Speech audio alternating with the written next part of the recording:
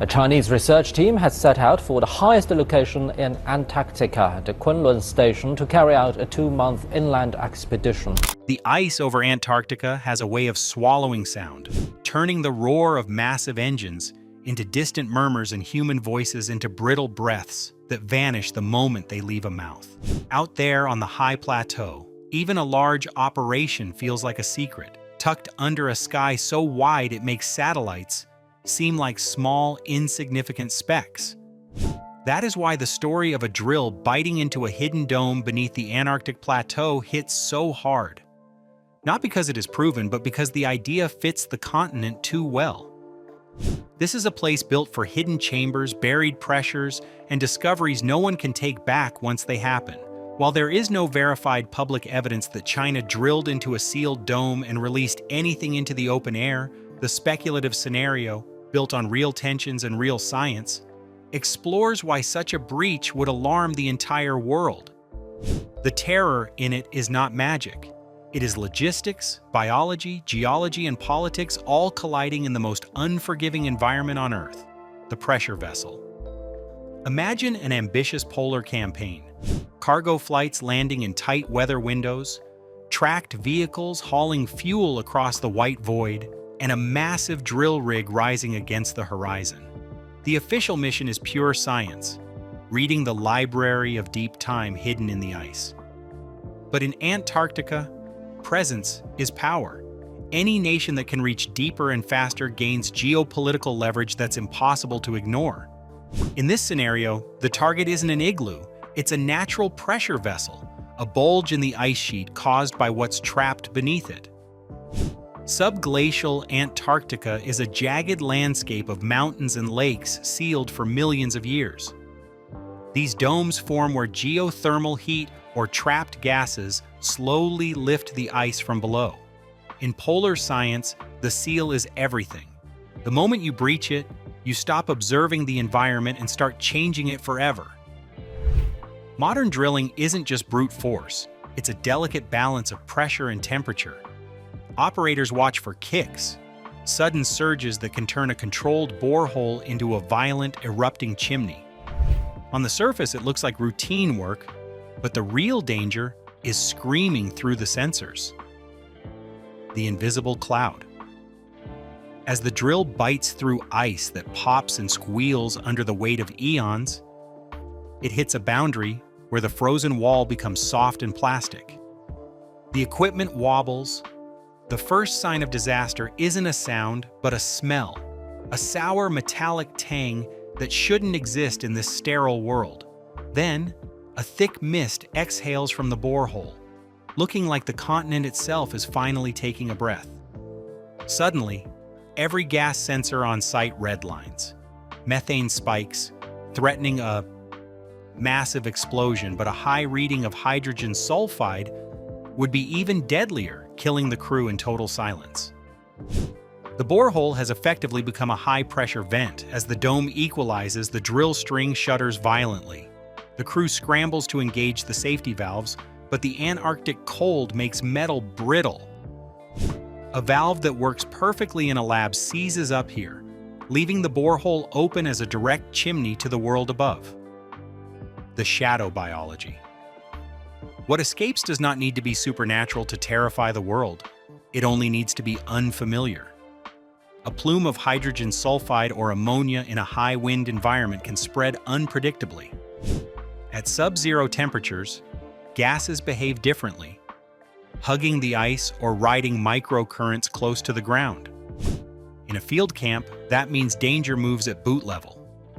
Filters clog, eyes burn, and metal corrodes in places it never should. Poison the air, and the whole infrastructure becomes fragile in minutes. Then consider the second possibility: biological material. Subglacial lakes and brines harbor microbial life evolved in isolation, shaped by chemistry that does not match the surface. If a borehole aerosolizes that material, it is no longer just a sample in a vial. It becomes particulate drift hitching rides on gear, clothing, and helicopter skids. The instinct is to say microbes from Antarctica cannot hurt us because they come from a place too alien to thrive in warm bodies. That is not comforting because the more plausible risk is that it carries novel biochemistry. Bacteria swap genetic tools through horizontal gene transfer. A microbe that evolved to metabolize a certain mineral might, when introduced elsewhere, find a niche in industrial waste sites, pipelines, or sewage systems. It might not make people cough, it might make infrastructure rot faster, or destabilize the microbial communities that underpin food chains. The infrastructure rot. Even before any of that, the scientific implication is brutal. Contamination becomes unavoidable. The moment a sealed, subglacial environment vents, you lose the ability to claim you observed it in its pristine state. Drilling fluids, surface microbes, and lubricants all go down whole, and whatever came up goes topside. Antarctica is governed by principles that treat it as a natural reserve devoted to peace and science. A breach that spreads material in either direction is not just an accident, it is a violation of the spirit of the continent. The political implications are where the fear hardens into something sharper.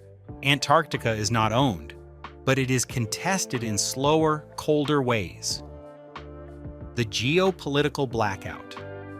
The Antarctic Treaty relies on total transparency, but a disaster creates an immediate motive for secrecy. Admitting to a toxic release or a biological breach invites massive legal blowback and reputational damage. The temptation to classify the data and frame the evacuation as normal science is nearly impossible to resist. This creates a global trust crisis. Other nations would notice the unusual flight patterns and radio silence, using satellite imagery to fuel their own narratives. In this environment, accusations bloom faster than facts, and uncertainty becomes the ultimate accelerant for panic. The fallout isn't just political, it's environmental. If a dome vents massive amounts of trapped methane, it proves the ice sheet is the only thing capping prehistoric greenhouse gas reservoirs. This shifts large-scale drilling from a scientific endeavor to a major climate risk. Human activity that doesn't just measure change, but actively triggers it. It would force the world to reconsider if we should even be touching these deep pressurized systems, or if our current safety assessments are dangerously inadequate for the risks involved. Planetary protection. A pressurized dome exists for a reason: geothermal heat or chemical reactions, and breaching it triggers a mechanical chain reaction. Ice under this much stress fractures easily, and those cracks propagate. In a land where crevasses already kill quietly, a venting bore hole can destabilize the surrounding ice, turning safe routes into death traps and rescue missions into suicides. But the technical danger is only half the story. The security implications are what keep governments awake. A sealed subglacial dome is a perfect black box for containment or concealment. Even if the mission began as pure science, reaching an isolated pocket like this has undeniable military overtones. Other nations would immediately wonder what's being left behind: sensors, caches, or autonomous surveillance devices. While the Antarctic Treaty bans military activity, it cannot erase the suspicion that the continent is becoming a theater for covert competition, and nothing stays in Antarctica forever.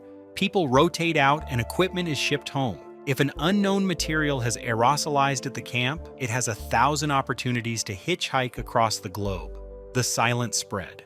Standard safeguards work for known threats, but how do you test for the unknown?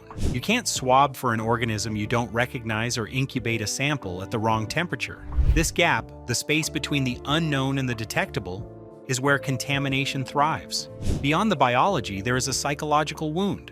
Antarctica is our last symbol of a clean world. A breach here proves that no place is beyond the reach of human error, potentially freezing scientific progress or driving operations into reckless secrecy. The scientific community would be caught in a brutal bind. We need to know what exists 2 kilometers down to understand the moons of Jupiter or Saturn, but at what cost? If we cannot protect a sealed environment on our own planet, we lose the moral authority to explore others. The moment you punch through that ice, you connect a prehistoric loop of chemistry to a modern chain of humans, aircraft, and global air currents. From a systems perspective, you can't just plug a venting bore hole. If the ice fractures, gas can migrate through cracks and re-emerge hundreds of meters away, turning a stable camp into a field of unpredictable toxic seeps.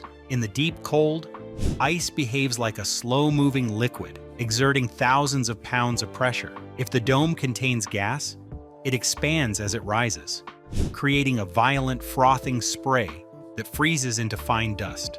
In a cramped camp, this particulate is a nightmare. It settles into clothing, equipment, and fuel lines, hiding in places you'd never think to clean and causing mechanical failures at the worst possible moments. Ultimately, the world wouldn't just be scared of what escaped, it would be terrified of the precedent. Competitive pressure rewards speed over restraint, suggesting the next dome might be breached with even less caution. The most unsettling risk isn't a human pandemic, but a microbe that thrives in our invisible infrastructure, oil reservoirs, ballast water, or industrial reactors. These are invaders too small to see and too alien to detect until the damage is done. Once the seal is broken, the ice is no longer just melting from above. It's being sabotaged from within. That is a door that once opened can never be closed. That is a door that once opened can never be closed. For more deep dives into the secrets hidden beneath our world, stay tuned to Mysteries Uncovered Files. Do you think some secrets are better left buried under the ice? Let us know in the comments below.